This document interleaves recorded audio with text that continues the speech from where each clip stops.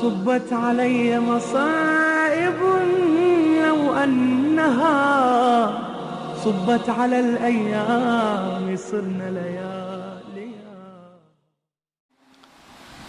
حوائج حاجات اگر کوئی رکھتا ہے تو کہاں جائے حاجت پوری ہو؟ تو بتایا گیا کہ ایک باب الحوائج ہے 7ویں امام. اب 7ویں امام کیسے باب الحوائج ہے پیش کرنا چاہ رہا ہوں, سنیے گا, تھوڑا ساتھ دیجیے گا میرا. تو اب 7ویں امام سے متعلق ہے کہ آپ 14 برس کے تھے کہ چھٹے امام علیہ السلام نے تعارف کروایا یہ باب الحوائج ہے. بیٹوں میں سب سے چھوٹے تھے, توجہ میرے ساتھ رکھیے گا. تو چوتھے بیٹے ہیں اور بالکل جب گہوارے میں تھے تو ایک امام کے شاگرد ہیں, کہتے ہیں کہ میں امام کے گھر ملنے گیا تو دیکھا چھٹے امام گہوارے میں کسی بچے سے فصیح و بلیغ عربی زبان میں کلام کر رہے ہیں. تو میں کہیں ہنسنے لگا, مولا آپ بچے سے باتیں کر رہے ہیں؟ تو چھٹے امام جلال میں آئے, کہا یہ بچہ نہیں ہے, حجت خدا ہے. یہ عام بچہ نہیں, یہ حجت خدا. کہا میں بڑے ادب سے بیٹھا سننے کے لیے. تو چھٹے امام کچھ دیر باتیں کرتے رہے. کہا تعجب میرا یہ ہوا کہ وہ جو گہوارے میں تھے وہ بھی بڑی فصیح و بلیغ عربی زبان میں جواب دینے لگے. توجہ ہو, ایک اور جملہ یہاں پیش کر دوں, یہ ہمارے 12 اماموں نے دنیا میں آتے ہی کلام کیوں کیا؟ توجہ, پہلے امام نے بھی, دوسرے تیسرے 12ویں امام تک سب کے لیے ثابت ہے دنیا میں آتے ہی کلام کیا.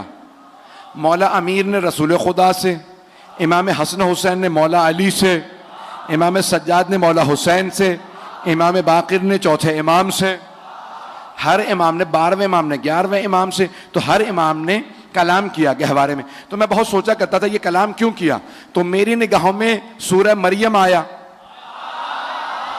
وہاں جناب مریم کو جب اللہ نے کہا نا بچہ لے کے جائیے, تو کہا پروردگارا کیسے جواب دوں گی, بچہ کہاں سے آیا؟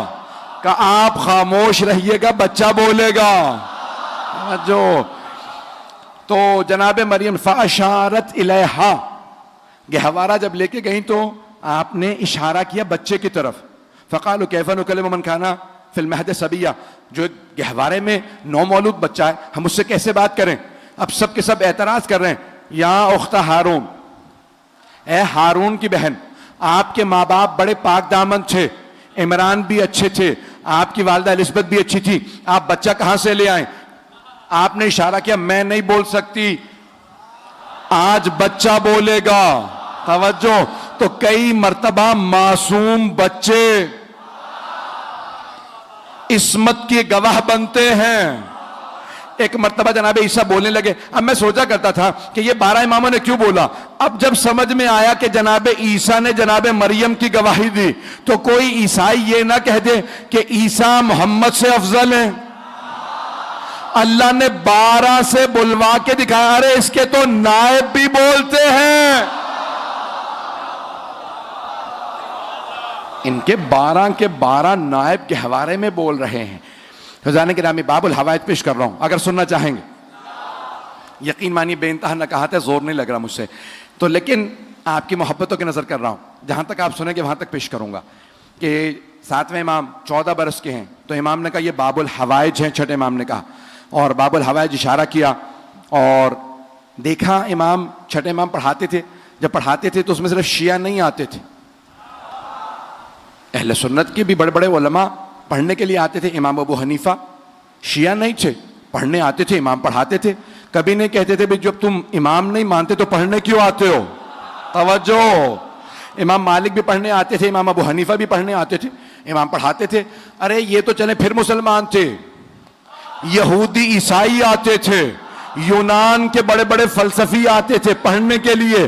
چھٹے امام کبھی نہیں کہتے تھے کہ ارے جب مانتے نہیں تو پڑھنے کیوں آئے.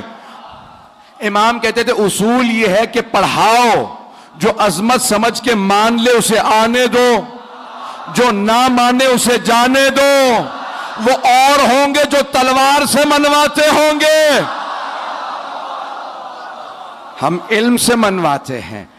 تو اب یہ امام نے اشارہ کر کے کہا یہ تمہارے باب الحوائج ہیں, میرے بعد تمہارے امام ہیں. تو اب سب کے سب چھٹے امام کہ فرزند 7ویں امام کو دیکھ رہے ہیں 14 برس کے. کم مولا آپ نے بتایا ہے کہ کھلا ہوا در اس کے سامنے نماز نہ پڑھو, جلتے ہوئے چراغ کے سامنے نماز نہ پڑھو, کھلی کتاب کے سامنے توجہ بڑھتی ہے.